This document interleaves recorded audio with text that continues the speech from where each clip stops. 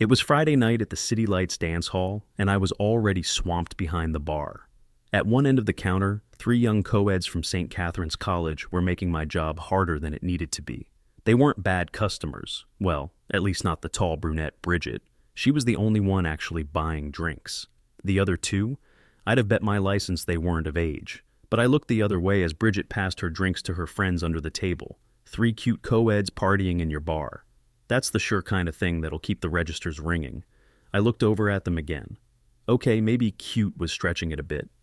Bridget and the blonde, Kelsey, fit the bill. The third girl, Hope, wasn't bad looking, just more well-endowed than anything else, really. Together, though, great for business. The thing was, they were flirting relentless. Hard to concentrate on what is at hand when Kelsey, the little bouncy blonde, keeps batting her eyes and tossing out coy smiles. I knew they only practiced for a wave of the guys that will shortly roll in. Situated across the street from the battery plant made it relatively easy to discern when the second shift had gone home. Early crowd and Kelsey's carrying on notwithstanding, I knew immediately when she blew in. Certain faces you'll never forget. The woman with whom I'd at one time decided to spend an eternity. The woman whom I wedded. And she happened to be the same who ripped my heart out and walked off with my little girl, too. Yes, those kinds do get seared into your mind. She settled in at the opposite end of the bar, well away from the giggling co-eds. Erin still looked good, though there was a weariness about her. Her cropped blouse under a sheer top, and her jeans showed off a trim figure. I spotted a small tattoo on her stomach, something new, at least to me. Except for the concern etched on her face, she looked ready for a night of dancing. I wondered if she'd brought a date. Surely she wouldn't be foolish enough to parade him in here. Anger flared up before I reeled it back in. Letting the emotions get the better of me had caused more trouble than I cared to remember. I noticed how much longer her hair was now, closer to how it was that first night. Well, morning we met. It wasn't as short, as spiky. The style she wore for him was long since gone. I'd spoken with Erin less than a handful of times in 3 years, and I hadn't seen my little girl, nor her in 16 months. A syrupy voice yanked me back to reality. "Oh, Logan!" Kelsey was just sing-songing my name. "Yeah, Kelsey, what's up?" I finally said, giving her my full attention. "Other than hoping a certain cute bartender might show me a good time tonight?" she purred, drawing an explosive chuckle from both Bridget and Hope. Grinning at their hilarity, I kept right on going. "Kelsey, you know Vernon isn't here yet." Her baffled expression made them laugh even harder. Vernon was my closer, a 50-something cowboy who bartended at night and ranched during the day. He was a bantam rooster of a man, standing 5 feet 8 inches tall and weighing 150 pounds. Clearly, he wasn't the bartender she'd had in mind. Watching her squirm was too good to pass up. "Come on, Kelsey," I said, thickening my country drawl for effect. "You know a night with you would ruin me for every other woman." That did the trick. Her embarrassment was gone, and she was beaming at me. "Don't I know it?" she breathed, trying to sound seductive. But oh, what a night it would be. "All right, Kelsey, let's not keep your friends waiting," Bridget said, rolling her eyes. "Logan, can you send a waitress over to our table?" "Sure thing, Bernie," I replied, watching as Bridget and Hope walked away. Kelsey, however, lingered. She slid down the bar until she was right in front of me. Leaning forward, she made sure her frilly blouse gaped open, showing off more than enough to make her intentions clear. "You know, Logan," she said in a sultry tone, "I could make it unforgettable. I'd love to rock your world." I held her gaze and kept my tone sincere. "Thanks, Kelsey, but my world's just starting to settle. Unless you're ready for something long-term, I'll have to pass." "Well, don't wait too long," she said with a wink. "This offer won't last forever." With an exaggerated swish in her step, she hurried off to join her friends, clearly pleased with the attention. I chuckled to myself. "Another satisfied customer," I muttered. "Maybe now's a good time to introduce myself. The name's Logan Cooper, Logan to most. But some folks might remember me as Copper Logan from my short-lived stint as a country singer. These days, though, I'm part owner of City Lights Dance Hall, the electric strobe down in Brownwood Town Square, and a handful of sports bars scattered across the city. Not bad for a 28-year-old country boy still working to leave the past behind. Of course, I'm just a minor partner, but I handle the day-to-day operations at City Lights. William Hawthorne, the group's main financial backer, oversees the strobe, while Samuel Bull Chambers, a former State University football star, manages the sports bars. The name William Hawthorne might sound like he belongs in an English department or writing books, and to be honest, he looks the part. He is in his 40s with that scholarly demeanor that is so deceiving. Under that bookworm-like exterior lies a razor-sharp business mind. Add the Hawthorne name and old family money to boot, and he is the backbone of our little enterprise. I worked at the Hawthorne Hotel Bar, not a particularly good bar, just one of those hotel amenity deals. For anything remotely like an actual bar, people headed up the street 3 doors to Omal's Irish Pub for the dancing and the late stuff to the strobe. Bull, on the other hand, is our front man. He's a local legend, the star running back from State University 30 years ago. He seems to know everyone in the state. With Bull's celebrity status, Will's financial backing, and my knack for running operations, we've done more than just okay these past 2 years. In fact, we've been downright successful. It's one of the few bright spots I've had since my divorce 3 years ago. Bull came into the picture through his nephew Jimmy, who I met in the Johnson County Correctional Facility. Jimmy was in on drug-related charges, and my reason for being there was currently sitting at the far end of my bar. "What are you drinking, Aaron?" I asked, keeping my disdain barely in check. "The usual, please," she replied softly. "Sorry, fresh out of rat poison. How about arsenic instead?" She paled slightly. "Guess I wasn't disguising my sentiments all that well." "A mojito, please," she whispered. I nodded, mixed it, and passed the glass in front of her. She raised it and sipped. The lips curled a weak smile. "Extra mint, you remembered." I remember a lot of things. Now, what you want? "I need to talk to you. Do you have a few minutes?" "I'm working, Aaron," I replied briefly. "It's important, Logan." Typical Aaron, always deciding what was important. "You could have called," I replied flatly. "Would you have answered?" "Probably not." I smirked, then relented. "When my extra help gets here, I'll take a short break." "Thank you," she said softly. I returned to work, serving drinks and tending bar, until Vernon and one of the backups showed up. Erin escorted me back to a table. I can say I was taken by how she filled out her jeans and caught a glimpse of a Tribal Tramp stamp new edition. She made her visual sweep of the dance hall, soft and sweet, a gentle curl upon her lips. The kind, once upon a time, I would give anything to wake up to. Now, the thought of killing sounded much more appealing. "How's singing going?" she asked, undeterred by my glare in her direction. "Hanging by a thread," I said. "I'm still playing a few gigs a month local stuff. I talked to a guy here in town, Dean Blake. He started his own label. Straight shooter." "Does he think you've got what it takes to make it big?" she asked, her voice warm, though I couldn't tell if she was being real or sarcastic. Not that it mattered. "Yeah, he does. Told me I was good enough, but so were 1,000 other guys. Told me to keep trying but not to quit my day job." She nodded, looking around again. "Seems like your day job is doing pretty well." "Yeah, things are looking up. Now, why the hell are you here?" I asked, unable to keep the sneer off my face. "I'm trying to right a wrong," she said. I studied her, trying to decide if she was sincere or just playing more games. Then again, if I'd been better at figuring her out, maybe I wouldn't have been blindsided when she left.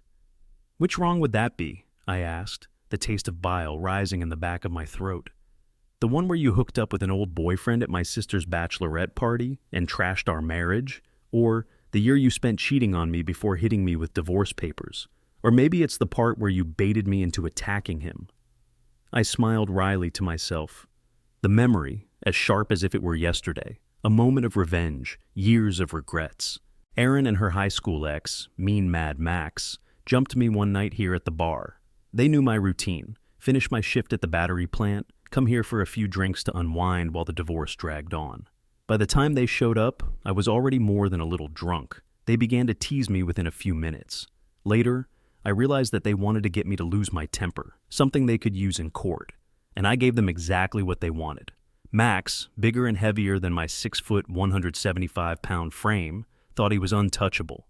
I caught him looking at Aaron mid-taunt and sucker punched him. What followed wasn't a fight. It was a beatdown. Was that fair? No. Was it fair when he ruined my life behind my back? I didn't stop. Aaron jumped in, trying to break it up, and ended up with a broken nose. I felt a little guilty about that. Not enough to lose sleep over it, though. By the time my friends pulled me off Max, the damage was done. He was sucking his dinner through a straw for months, and Erin looked like she'd gone a few rounds in the ring. Their injuries played a big role in Judge Wells's sentencing, though he said he felt pretty sorry for me. I got 6 months in county for aggravated assault. While I was locked up, Erin got everything she wanted in the divorce. The only thing she didn't get in the divorce was full custody of our daughter. Despite everything, I still had parental rights, at least until I got out of jail. That's when 2 bombshells hit me. The first was a restraining order, not entirely unexpected. The second, though, nearly destroyed me. A vile, false accusation that I'd harmed my own child, which was especially cruel because I loved her more than anything in this world. She was my little girl, my heart, and I would have done anything to protect her. If that restraining order hadn't been in place, I might have done something to Erin that I couldn't take back.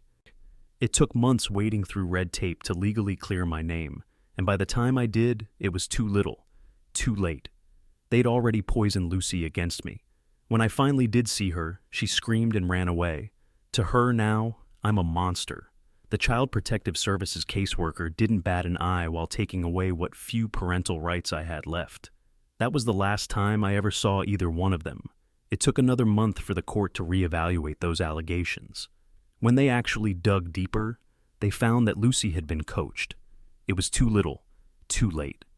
While they didn't return much of my custody, at least they denied Max, which is Erin's new husband, the adoption of my daughter. It wasn't a nightmare because at least then you wake up. I had no choice but to start over. I'd lost my wife, my daughter, my job, and I had a felony record hanging over me. I'd taken a job bartending at the Hawthorne Hotel, working the shifts that nobody else wanted. Over the past 2 years, I'd slowly begun to piece my life together. And now, here she was. "What wrong were you hoping to right?"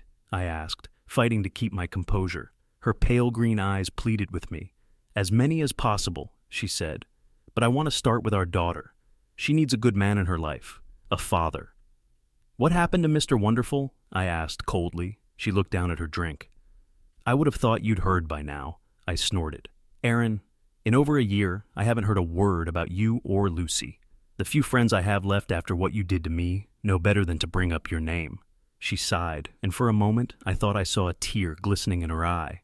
"Max left me 6 months ago. He cleaned out all our accounts and ran off with another woman. I couldn't help it."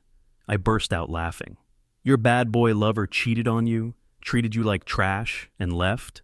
Classic." "I know I deserve that," she said softly. "No," I said shortly. "What you deserve is to be burned at the stake with the other witches." "Logan, I'm sorry. I can't even begin to ask you to forgive me.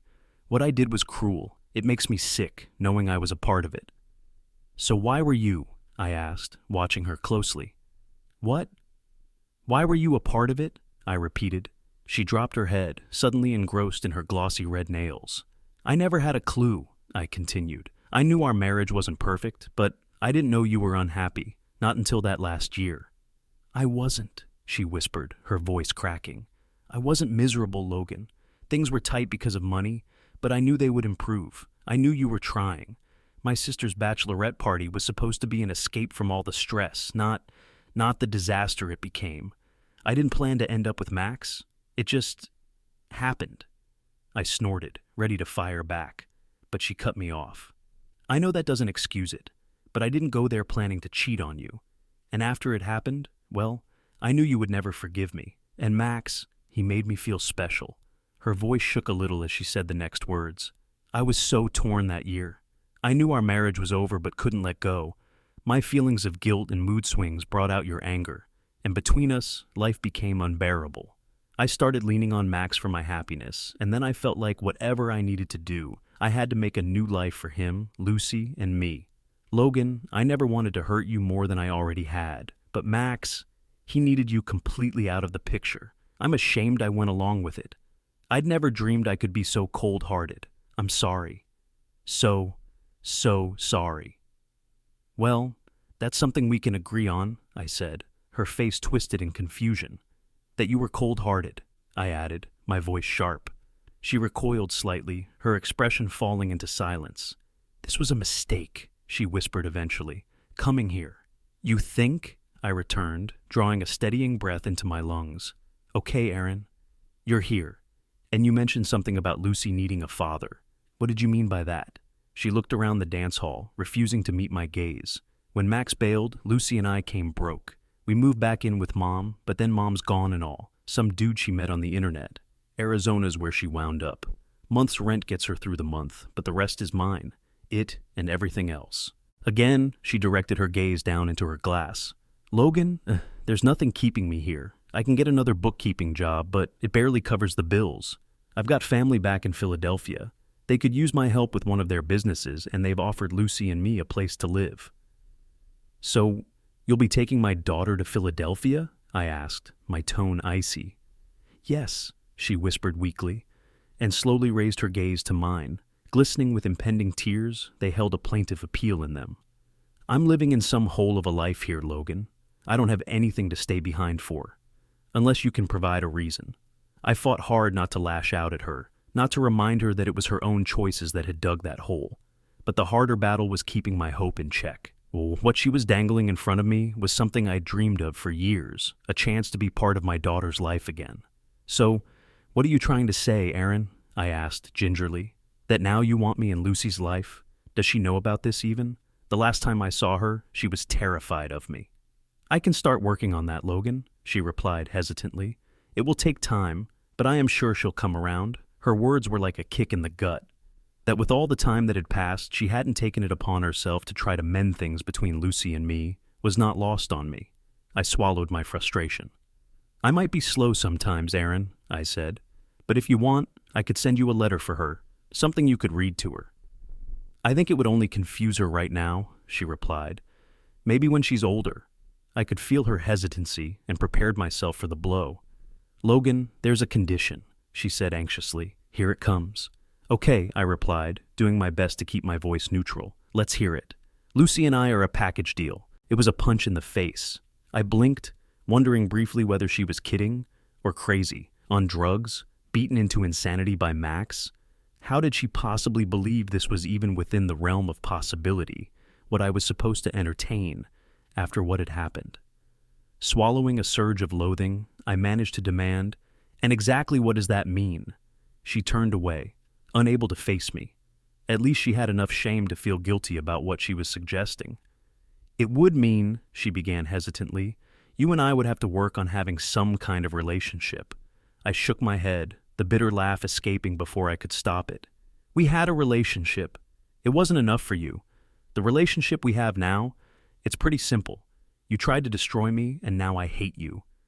I know, she said softly, and I don't blame you.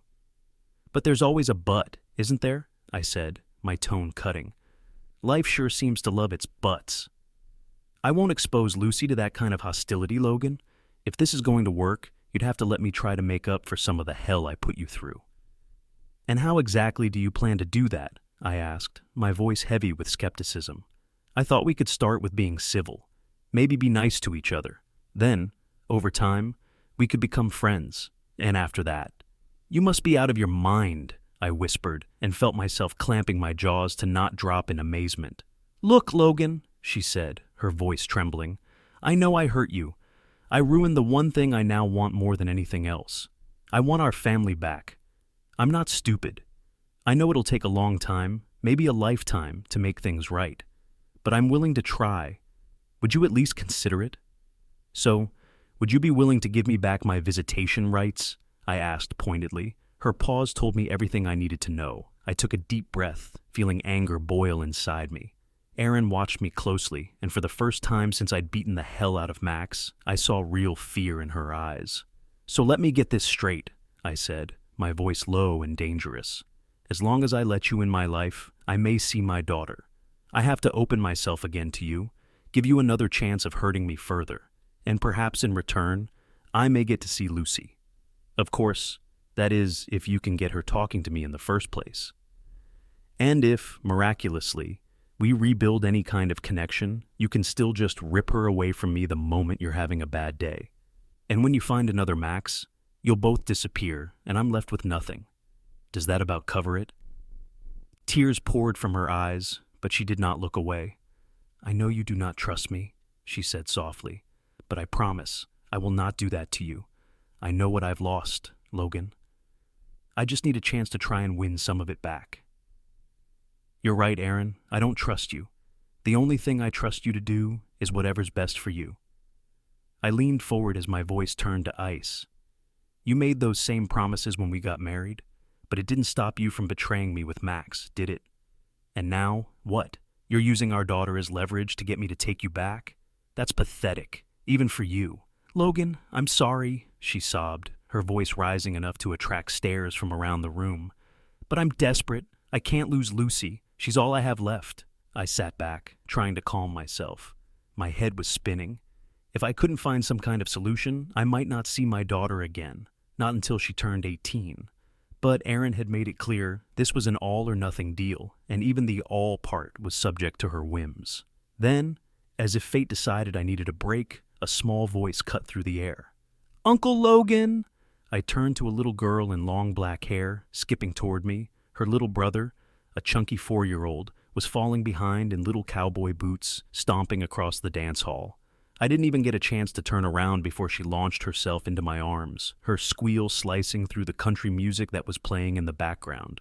The kid's joy was infectious, and I found myself laughing right along with the ripples of laughter spreading through the tables. Something nudged my leg, and I glanced down to see Liam, Lily's little brother, ramming his head into me, snorting and making faces. Obviously, he was a bull today.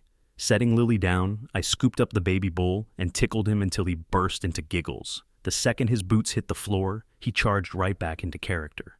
So, where's your mama? I asked, still chuckling. She's over there with Uncle Terry, Lily chirped, pointing. I followed her gaze and spotted her. Her smooth tan skin, high cheekbones, and long, straight ebony hair hinted at her Native American heritage. Her lean, athletic build reminded me of a swimmer, and I couldn't help but smile at how the jeans clung to her toned legs. But it was those piercing dark eyes that truly held mine. They flicked briefly toward Aaron, and I knew my little Creole princess wasn't too happy. Damn, she's beautiful when she's jealous. We're going to Aunt Linda's house to swim, Lily exclaimed gleefully. Oh yeah, I replied with a grin. Maybe I can join you after I get off work. Mama said you and she would go swimming after we're in bed, Lily chirped matter-of-factly. But I don't see how. She didn't bring a swimsuit, I grinned. Well, maybe she can borrow one from Aunt Linda. Both kids squealed with laughter. Uncle Logan, both you and Mama could fit into Aunt Linda's swimsuit, I chuckled, shaking my head. That would be interesting. Their giggles grew louder as I added, why don't you and little Sitting Bull here go ask Uncle Vernon for one of his special strawberry slushes? My treat. The kids cheered, and Liam momentarily broke character long enough to pump his fist in victory. I glanced back at Erin. Her defeated expression said it all as far as an answer went. I really screwed us up, didn't I, Logan? She whispered. Erin, I said, my voice calm but firm, if you ever grow a soul, let my daughter know her daddy loves her. But he couldn't jump through all the hoops or relive the hell her mama wanted to put him through again. She paled, lowering her head in silence. One piece of advice, though, I went on. Tell her the truth. About you, about Max, and about me. If you don't, she'll find out when she's older, and she'll hate you even more than I do. I didn't wait for an answer, but turned and started walking back toward the bar. The weight of the moment was crushing me. I knew I'd never see my little girl again, at least not until she was grown. It hurt. But after 16 months of heartache, my chest had grown accustomed to the pain. At the bar, Elise greeted me with a wrap of her long arms around my neck and plunged deep into my soul. The dark in her gaze was aflame like electricity, firing sparks around a flashover moment. Is that her? She whispered. I nodded. You okay? Yeah, I said. I am now. Good, she said, her lips curving into a faint smile. For a moment, I thought I might have to step in and handle that myself. I gave a small laugh, shaking my head. Trust me, I already took care of it. She stepped closer, her lips brushing mine in a kiss that was both firm and full of intent. The connection was electric, sending warmth spiraling through me. When she pulled back, her gaze flicked past me briefly, a knowing glimmer lighting up her striking features. And what was that for? I asked, my voice a little uneven. Not that I'm complaining. Just a reminder, darling, she said smoothly, her tone laced with quiet confidence. And a message to anyone watching. You're mine. Did you make your point? Elise's smile turned wicked. Well, your ex-wife left in tears, but that blonde bimbo, Kelsey, I corrected with a grin. Kelsey, she said. I'm wondering what she'd look like with her head shaved. I swallowed the chuckle. Her eyes did their usual glassy thing, turning severe for the finale. And should you even think of using the word scalped, that midnight skinny dip will end in cold shower for you, Buster. 15 years later, City Lights Dance Hall was quieter on weeknights, but Logan didn't mind. It gave him time to reflect, to think about how far he'd come. The doors opened, and Logan looked up. His heart stopped. Framed by long black hair, a face he had been dreaming of for years stood before him. Lucy. She walked in slow, her green eyes nervous, yet determined. When she reached the bar, she stopped and smiled hesitantly. Hi, Dad. Logan swallowed hard, fighting the emotions threatening to overwhelm him. Hey, sweetheart, he said softly. It's been a long time. She nodded and sat on the stool in front of him. I wanted to see you, to talk about everything. Take your time, Logan said, forwarding his body, while his voice was level, despite a lump forming in his throat. Lucy hesitated. Mom told me some things growing up, things that made me afraid of you, but when I got older, I started to question them. I found letters you wrote, ones she never gave me, and I met people who knew you. They told me a very different story. Logan's breath hitched, and now, tears glistened in her eyes. I know the truth, Dad, about Mom, about Max. I know you didn't do those awful things, she said. I'm so sorry I believed her for so long. Logan reached out, laying his hand over hers. None of that matters now, Lucy. You're here. That's all I've ever wanted. She let out a shaky laugh, wiping at her tears. I was scared you wouldn't want to see me. Logan smiled, his voice warm and full of love. I've waited 10 years for this moment, Lucy. I'll always want to see you. Always. As the weight of the past started to lift, the father and daughter talked on into the night, reconnecting bit by bit. To Logan, it wasn't closure, it was a whole new beginning. 15 years later, City Lights Dance Hall was quieter on weeknights, but Logan didn't mind. It gave him time to reflect, to think about how far he'd come. The doors opened, and Logan looked up. His heart stopped. Framed by long black hair, a face he had been dreaming of for years stood before him. Lucy. She walked in slow, her green eyes nervous yet determined. When she reached the bar, she stopped and smiled hesitantly. Hello, Father. Logan swallowed hard, fighting the emotions threatening to overwhelm him. Hey, sweetheart, he said softly. It's been a long time. Tears glistened in her eyes. I know the truth, Dad. About Mom. About Max. I know you didn't do those awful things, she said. I'm so sorry I believed her for so long. Logan reached out, laying his hand over hers. None of that matters now, Lucy. You're here. That's all I've ever wanted.